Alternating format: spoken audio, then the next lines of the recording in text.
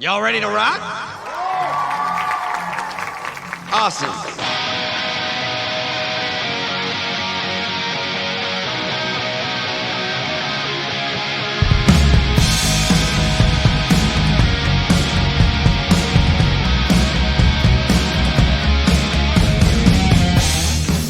Hi, I'm Chris White, and I wrote and directed a coming-of-age music movie set in a world that, while very real and important to me when I was a teenager, is more on a foreign planet or alternate universe to most people.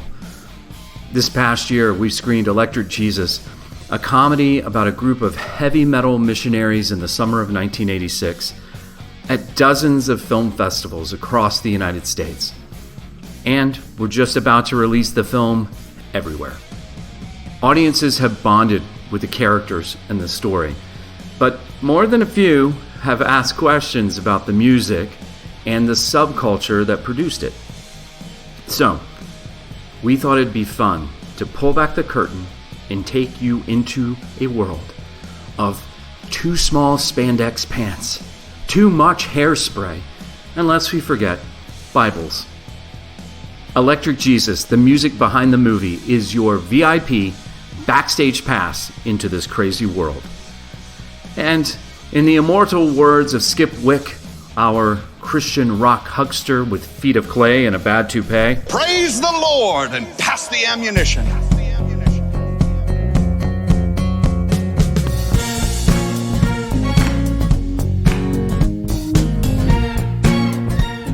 So hi, I'm John J. Thompson, host and producer of the True Tunes podcast and music supervisor and musical consultant for the film Electric Jesus.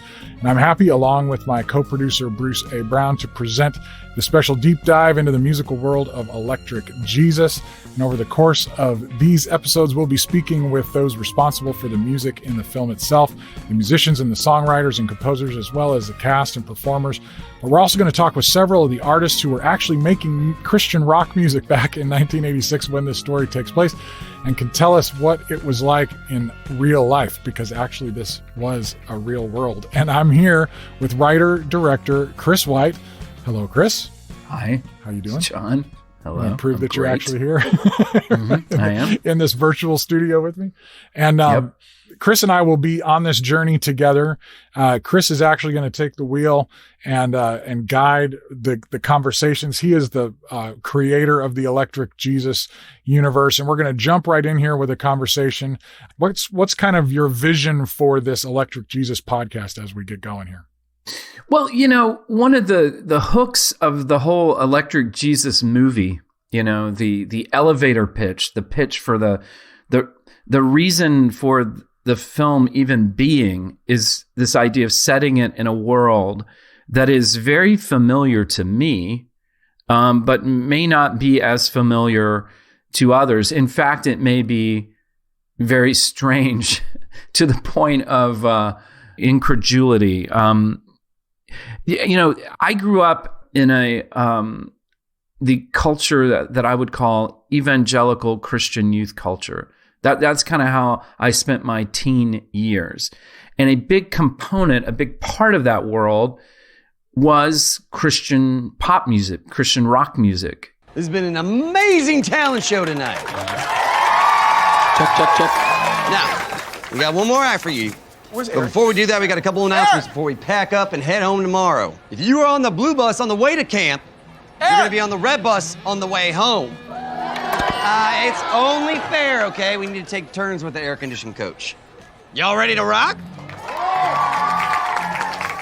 Awesome.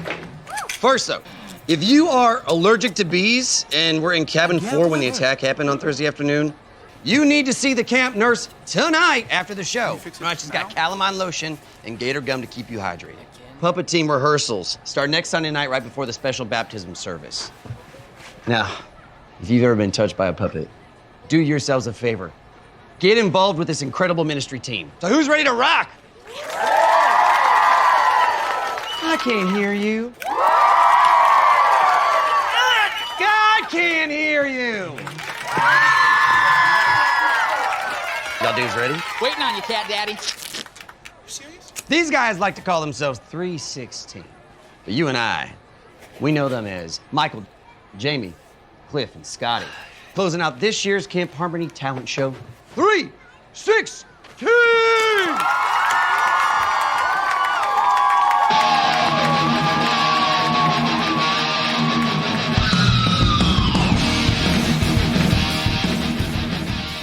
There's always been sexy stuff in pop music, even, back to the 50s. But so there was sex, there was Madonna, there was things that seemed sinful and dangerous there. But there was also like something in rock music in particular, this sense that, these guys making the rock and roll music were pretty much, devotees of the devil. And so there was a lot of danger around it. And a lot of this fueled some parents and youth ministers and, even some of my peers into, maybe we shouldn't be listening to this secular, dangerous music, and maybe wouldn't it be cool if there's a Christian alternative? So that's the world. And I just thought on this podcast, we could step into it a little bit. And at least for those of you who think it sounds, unbelievable, at least maybe bring it to a place where you're like, okay, yeah, I totally get it. I kind of see what that was. And, it kind of lays the groundwork for your experience maybe with the movie Electric Jesus. After a couple of shows, our youth minister connected us to an old friend of his who managed Christian bands. Well, folks, I work for a company in Chicago called Harvest Concert Ministries. We book concert tours for gospel groups, promote them, manage the bands. Now, I've been doing this for 7 years now, and I have seen this industry absolutely explode. I see no reason that you boys can't be opening for Mylan or Steve Camp or who knows, maybe even Stryper by the time school starts back in the fall. I am here to steal you from your mamas and daddies for the summer. Take you out on the road, cut an album, see what happens. 316 on tour, all 4 members and a sound man. The Rock and Roll Road Show. Praise the Lord and pass the ammunition. In describing the movie as it's finished now and done, are you saying this is a Christian rock movie? Well, I'm always careful to say that this isn't, there's a very popular film genre, at least in the United States, it's very popular, called faith-based movies, which generally means Christian-themed, often evangelical movies. Sometimes these movies are also referred to as inspirational movies. And so that is not what Electric Jesus is. There is no, the film doesn't have an agenda to convert somebody or to tell a Christian truth in a way that's to, rally Christians or something like that. And again, that's an established genre that's very successful. But kind of like what Christian rock music was in the 80s, there were Christians making rock music, and then there was Christian rock music that was really just there to deliver a message and to create this and sustain this entertainment machine for Christians. And there's a distinct difference between those two. And this is not that kind of film. This isn't a film designed specifically for Christians, right? Right. And it's not that I don't think Christians will enjoy the movie and be entertained by it, and probably have some fondness and nostalgia, some good feelings about it. But it's just not, it's not specifically for Christian people. It's kind of meant to be, for everybody, or at least people who grew up and fell in love and had their heart broken and, go back to it and think about it from time to time, because that's what it's for. So how do you describe it then? What is the genre of this movie? Coming of age. It's coming of age rock and roll comedy. And so what is coming of age? What is that? We hear that phrase all the time, but what does coming of age even mean? Well, in the sense of coming of age would be a movie where young people become more adult-like, right? I think in general, we understand that to be when a child maybe loses a sense of innocence but gains a wiser perspective or a more adult perspective. And that covers, the the John Hughes movies of the 80s, like The Breakfast Club, would be coming of age. But it's a very popular genre now. I think, one of my favorite coming of age movies a couple years ago was Lady Bird, Greta Gerwig's movie. That was really about the coming of age, I guess. And that story is about a young woman who's leaving home and going to college, finishing high school and passing through that gateway to a life outside of the familiar world that she grew up in. Frankly, it's just a topic we're all interested in. We're interested in, when we get to be old, like you and I, we have a fondness for the things when we were younger. And as we watch our children grow, we empathize with their journey and see ourselves in them, So this idea of coming of age is something that's very prevalent in our society, and has been communicated artistically for years and generations. So it's not so much that it's a new genre, but it is a film that ultimately is about somebody losing some innocence and finding some wisdom. Do you have a girlfriend?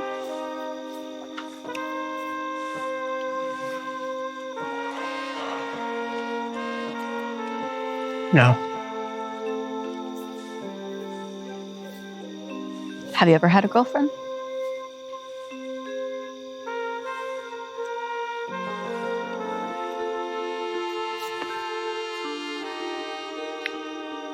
Not so much. Oh, well, it's probably better that way.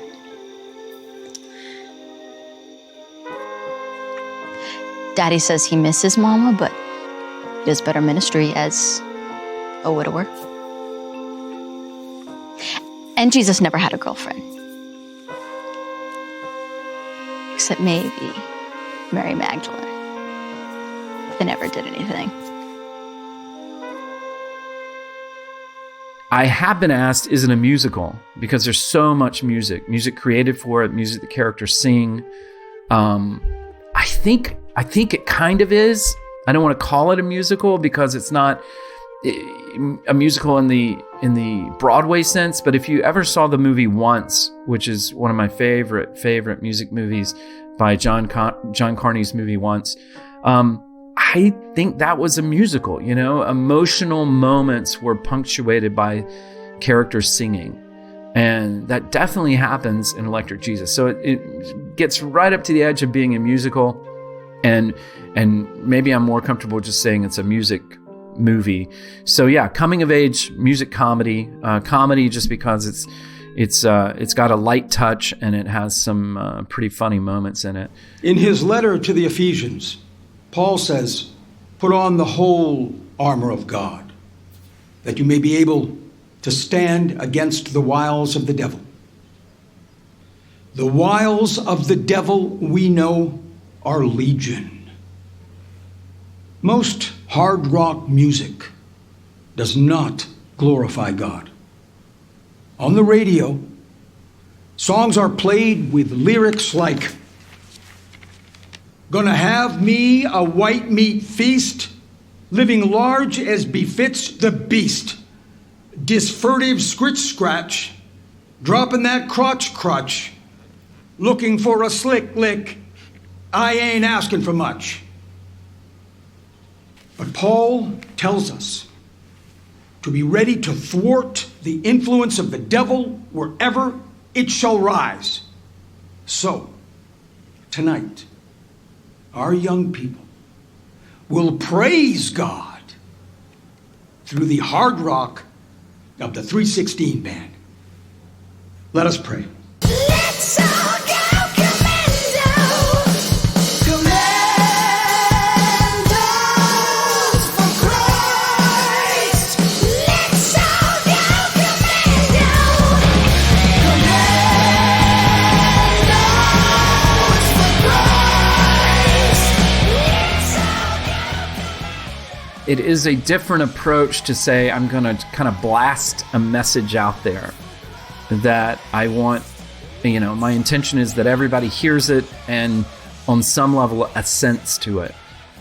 it's kind of like when religious people come to your door, knock on your door, and they want to tell you things about their religion and want you to. I'm just always mystified by that. Like, I don't know why I would have those kinds of conversations with you, a complete stranger. It just, maybe that's a cultural or a generational thing. Maybe that's something that was more popular back in the day at another time. But I've always thought that was a little weird. So I wouldn't presume to have a religious or even Christian conversation with you, audience member I don't know, because I don't know anything about you. I don't know what you're going through in your life. I don't know what your background is. I don't, one thing I always tell people is, I'm operating in Electric Jesus. I'm operating on my experience with a church youth group that was, for the most part, extremely positive, very charming in a lot of ways, lovely.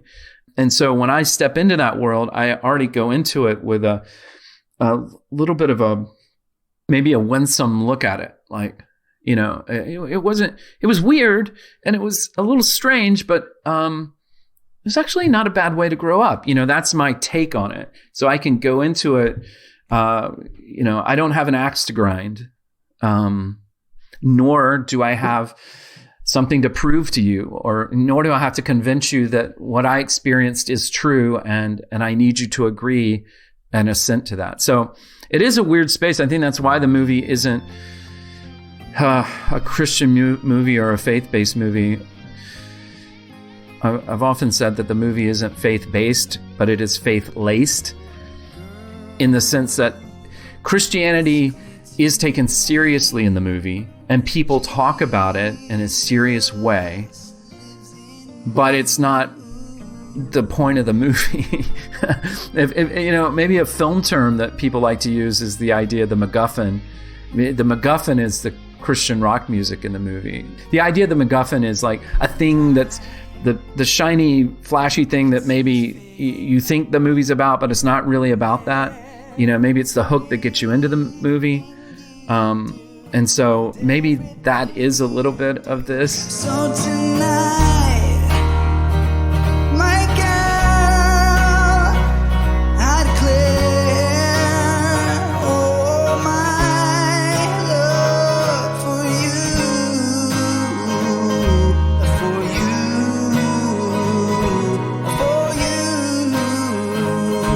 and I love Jesus too.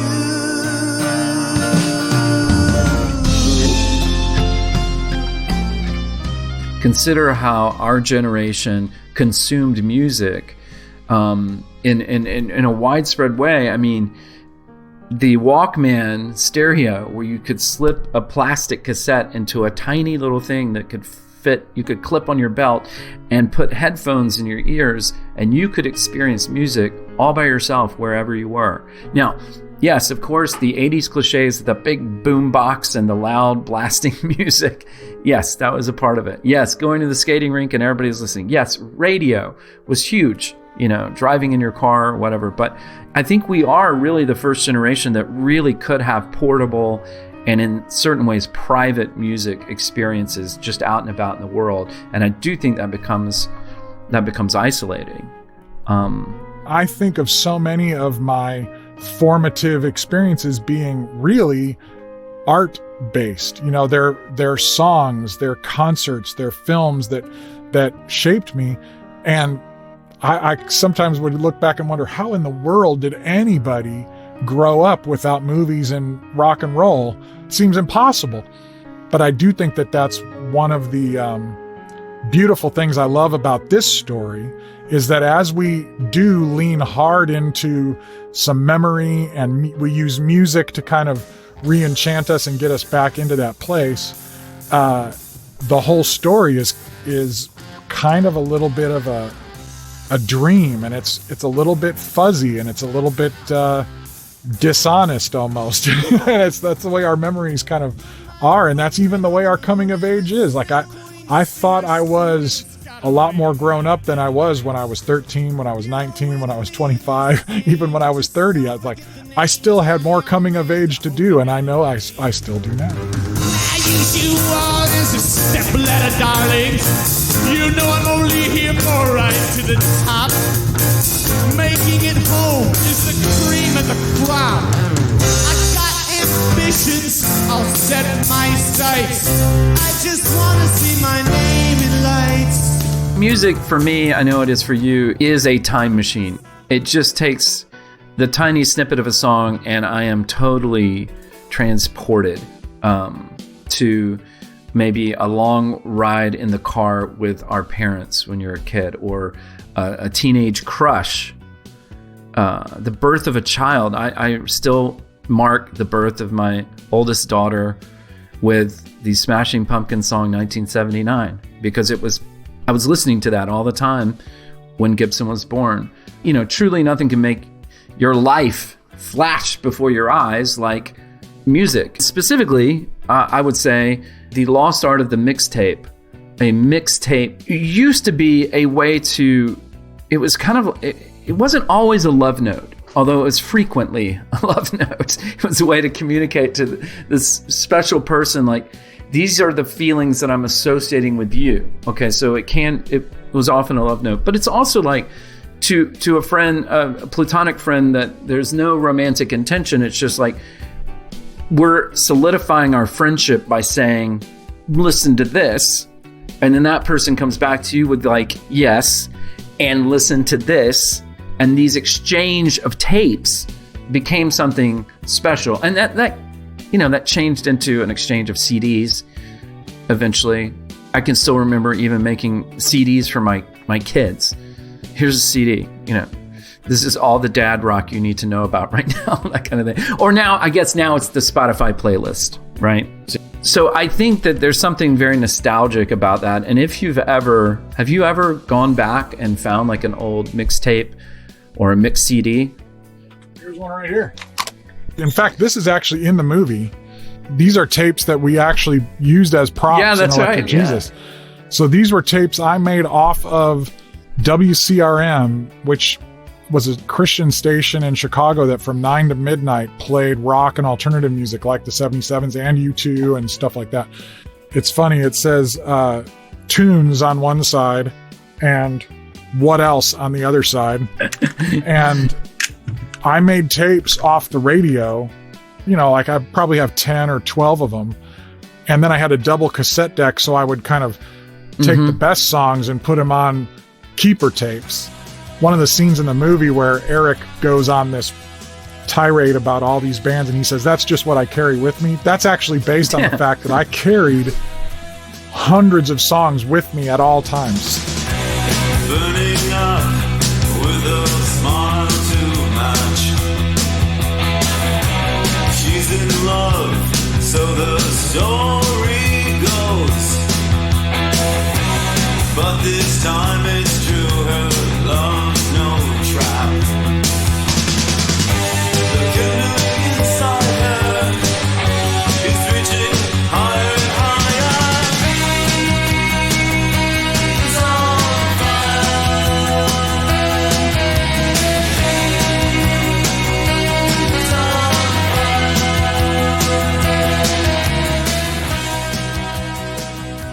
With Electric Jesus, it's definitely a memory movie, and we at least on this podcast, I think what will be cool, or what I'd like to accomplish with it, is I would like to step into the process of how we made original music for the movie that is from the era, but also filtered through a memory, and what how that was created, but also not only talk about songs that would have been important to our characters in this world, songs that were also important to us.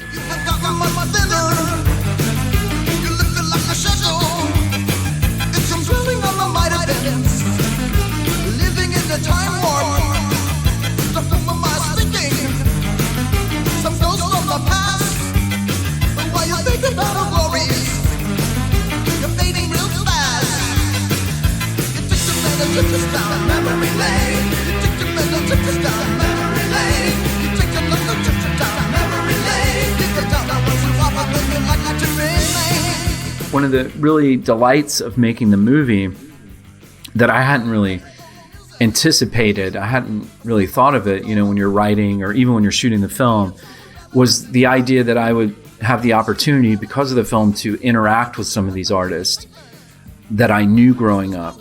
And that has been really cool and really fun to talk to those people and really hear about what their experience compared to mine. I'm a fan, I'm not a musician. I wasn't in a band.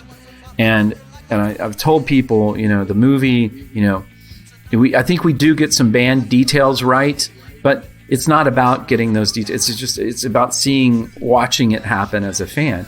But it's been incredible to be able to interact with some of those people from that time and just say, here's me as a kid in your audience. What was going on for you? And I think that Christian rock music, which is a controversial topic, probably because the aims of Christian music are religious in nature, and that tends to make non-religious people irritated. The idea that the music is doing this thing, I get that. I totally appreciate that. But I think I want us to be able to talk to some of the people that made some of that Christian rock music, and because at the end of the day, it was art making, it was music making, it was rock and roll. And it always also was some Jesus in there too. And I want to hear about them and how they were thinking. I think that's fascinating to find out about that world and those artists.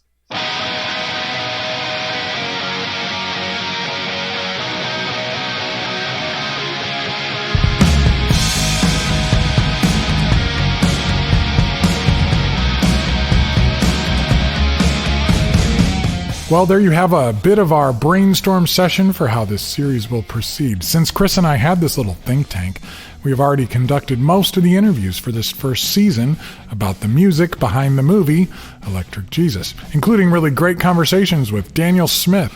I think it's a great record, and it's all over the place, and I think right now, between now and when the movie comes out, it's a slow burn, right? So I think people can have fun with it now and enjoy it on a certain level. I think once people see the film, I think they're going to go back and enjoy it on another level. Res Band's Glenn Kaiser. There are a lot of people that have gone shipwreck in their faith, who went to Nashville to make it, whether Christian scene, mainstream industry, whatever. There are a million people out there. What are you bringing to the table that's so special? Journalist, activist, and cultural anthropologist Christy York Wooten. A song can sweep you away. You are being sold. A song is selling you something, whether that's a lie that you tell yourself or whether it's a dream world that you aspire to that you may never get to in your real life, and that's the appeal of the music. Heaven's Metal founder Doug Van Pelt. Yeah, I think it could be confusing for some of our audience who listening to this conversation and going, what is Christian rock? Because it kind of doesn't exist anymore. The Christian scene that we knew in the 80s, 90s, 2000s, and right after 2010 kind of slowly faded out of existence, or out of the camera eye. But there was very much this scene. One explanation might be, well, maybe this was a move of God. Dr. Leah Payne, who is an author and professor at Portland Seminary. I was raised by Jesus people, and my dad did not like what became CCM music, and so he would not let us listen to it in the house when I was a kid. Like, I grew up on Larry Norman, Second Chapter of Acts, Keith Green, and then I was a really big nerd. So I was huge into musical theater as a child and as a young adult, which has almost nothing to do, but this is why I love Stryper. The theatrical, like, over-the-top, gender-bendy stuff is totally musical theater, if you think about it. Michael Rowe of the 77s. And all of a sudden I realized that, wow, this is getting really serious. This has gone way beyond just an evangelistic tool. We are starting to get inside the fabric of people's lives and having an effect on choices they're making. And I realized that at that point, I needed to take what I was doing more seriously, because I didn't want to play with people's lives. I wanted to feel like, if I'm going to put a piece of art out there, I want it to have integrity, and I want it to be something that someone can relate to, and maybe it can help them. And more. The Electric Jesus podcast is produced by myself, John J. Thompson, and Bruce A. Brown for Gyroscope Productions and is intended for the private use of our listening audience. All of the music and film clips on this episode are protected by copyright law and are used by permission and, with the exception of previously copywritten materials, are the intellectual property of Blue Tape Records, LLC, and are protected by U.S. copyright law. For complete show notes, visit ejesuspodcast.com. For more information about the Electric Jesus film, visit electricjesusfilm.com.